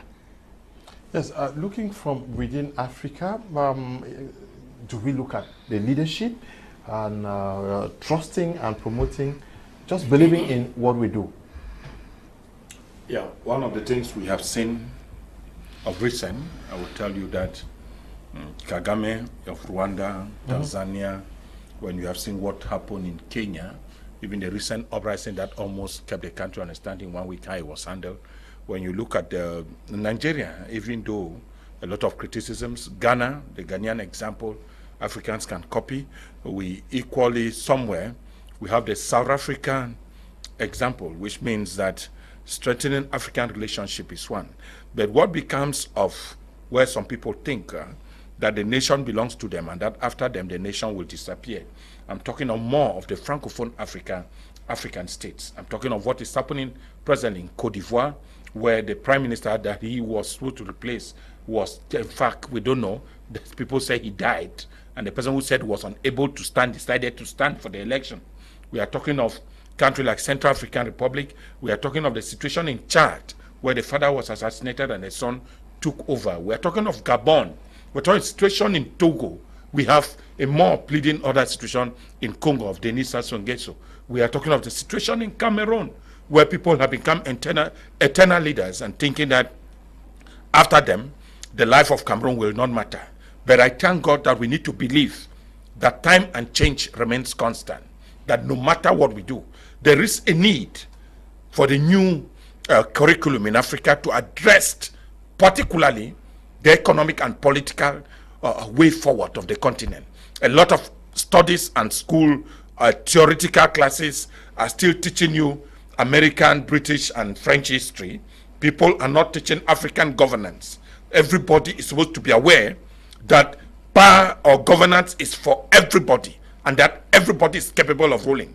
Nobody is an island of knowledge, and that a next family, yes, we are signatories to some international conventions like the United Nations Human Rights Convention, which said everybody was born equal in dignity and in right. It has even gone to an extent where people have institutionalized tribalism as a function of governance, which means that a particular tribe is more favorable than the others. Some even told some of us that we are unable to pass some exams or concours because we are not as intelligent as the others. You can imagine the extent of wickedness, the extent to which we can bury the destiny of a nation. We need leaders that have vision for the state. We don't need leaders that are mongering for power.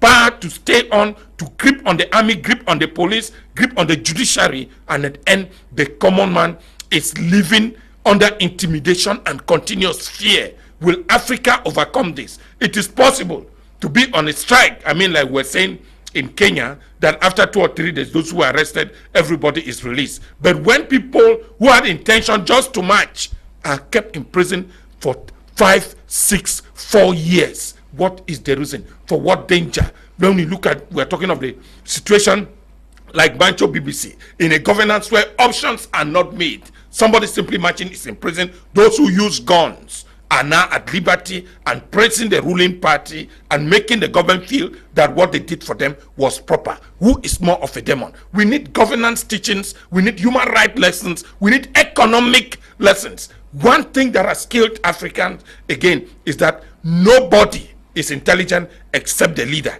The leader is too intelligent, he is too powerful, he is the chief judge, he is the commander-in-chief. When power are concentrated in a single hand, absolute power controls or incarnates absolutely. What should we do? How can we come out of such quagmire? We need a situation where Africa, the next generation, like I've said now, my next movement is that when I talk today, I don't talk to the elderly people. I'm talking to the new Cameroonian generation, the next Cameroon. How should it look like? It is possible that I've been voted a governor and I should have my right that as a mandate. If it is 2 years renewable, after that I should go out. If you're a member of a church meeting. Doctor, so what we are, yes. Doctor, how should we fix our relationships with these guys? How do we make that's what I said. Within the Africans, that is what I'm saying. Africans need to believe that power is rotatory and that nobody is an island and that others might do better than you. But if it is rotatory and you don't engage our policies that seek the interest of, how does that benefit? That is what I said with education. It should start from educating. Let's educate the people, even from childhood, that if you are a leader of a church meeting, you have a 2 years mandate renewable once. It is normal that after 2 years and you are renewed, you have to live quietly. There should be no trouble or claiming that I did better than he is. Somebody coming as a leader might have loved agriculture. Another one will come that loves sport. Another will love health. Another will love transport. Others will create us seaports. And this is how nations develop. After all the scramble American Trump has done, Trump did his good. And that's why others are thinking he should come back again. Why others are still saying that Biden is doing the right thing, but Biden for now remains the president. This is the lessons we should try to tap from those who are growing. Somebody will tell you that in China, if you steal even 2,000 francs, it is a firing squad. Such things which can intimidate and keep state money. Some people even prompted us to get into what we call the African shrine system, which I am one of the African traditional justice system, saying that before you even become a minister, can we have a common shrine where you take an oath in a shrine and every day you open your mouth to even steal, you are even strike dead or you become a dumb or a deaf. These are some of the things which work well in Africans, and we respect such institutions. We were here, I believe, was supposed to mention that such things work well in Japan, and that the Japanese prime minister always go to such shrine when they are taking the oath taking is done at a shrine, not in a courtyard with a Bible or a simple constitution. Constitutions have not worked. Others have taken oath and the next minute they slaughter their own very people.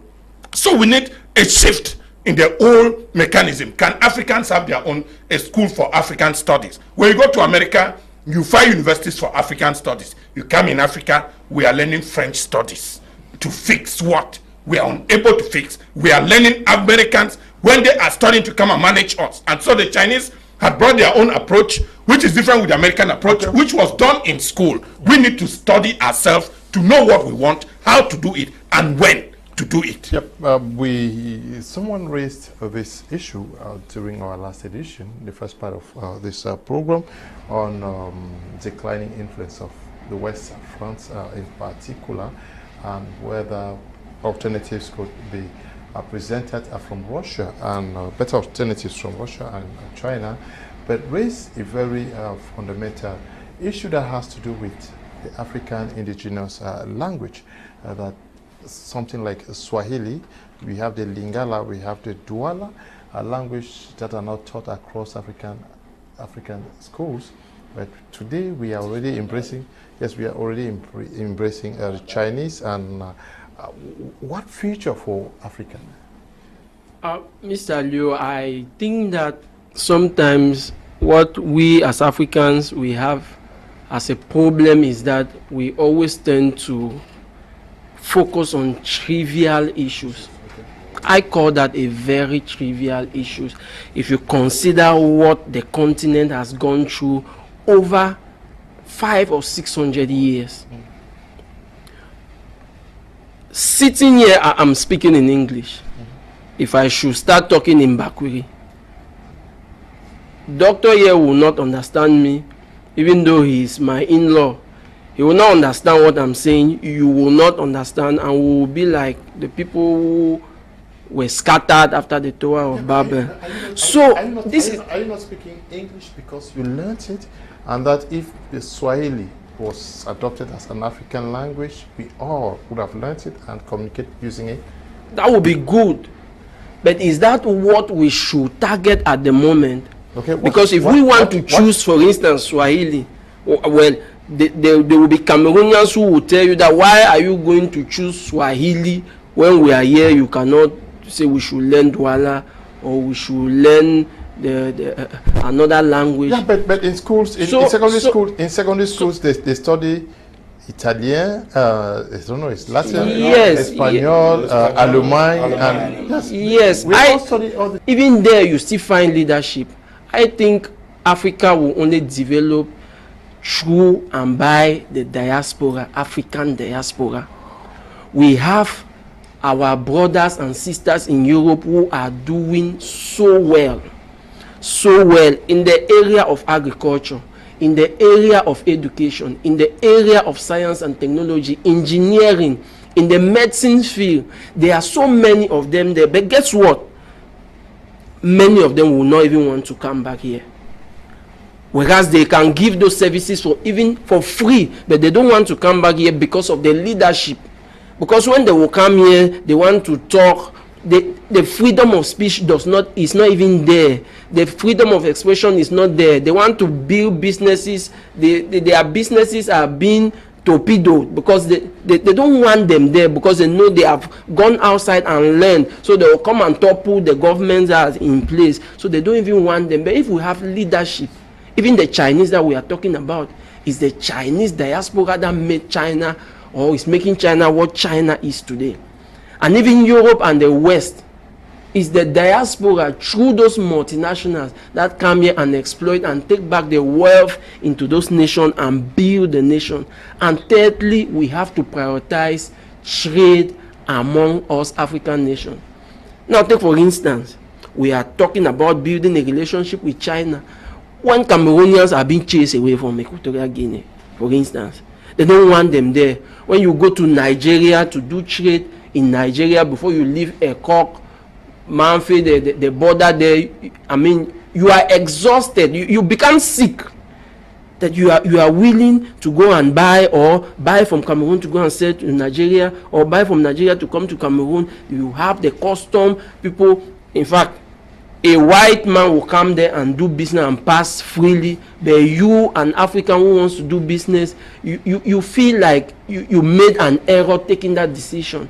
We have Gabon here, we have citizens, Cameroonians in Gabon, they're having issues. So African nations have to prioritize trade among them.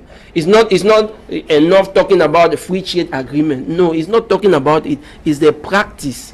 It's the practice. We need to, another aspect that the Chinese came here and identified as a problem, the peacekeeping forces. With many nations in crisis, they understood that the West was not interested in getting into peacekeeping missions. And they came to help in that direction. And Africans saw that, okay, if these people can help us to bring peace, then let's bring them closer to us. They have us in mind. They sponsor peacekeeping missions. Whereas Africa, the Chinese, yes, where? In the Horn of Africa, those areas, they have sponsored a lot of peacekeeping activities there. And they are doing, even here in the Central Africa and beyond, they are doing that. So we need to work as a people.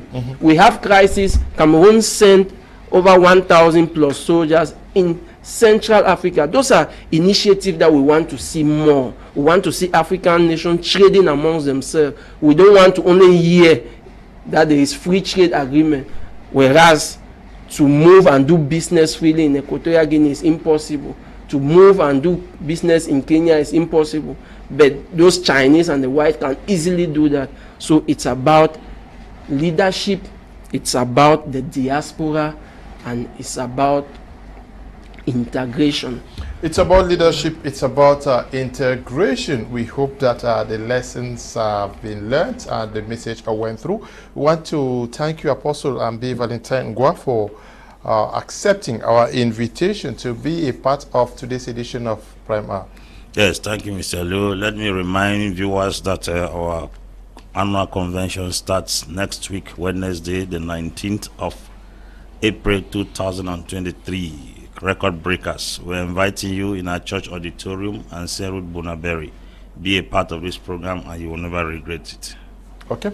Thank you to Dr. John Ako, for coming. Yeah, the pleasure is mine. And I will insist that coming to China, Russia, whosoever is coming, is that Africans have been given a second opportunity to make right choices. And we should not go and thinking that we are in order or we are going to sleep on our laurels, or that we're going to ride on some soft horses. We need to take decisions and give the right decisions so that the right people can conduct us to the new Africa that we want. The Africa where the nation and the continent belong to the people, not to their leaders. Thank you too for coming, Stephen. Yeah, I want to just use this opportunity to, like, a testimony.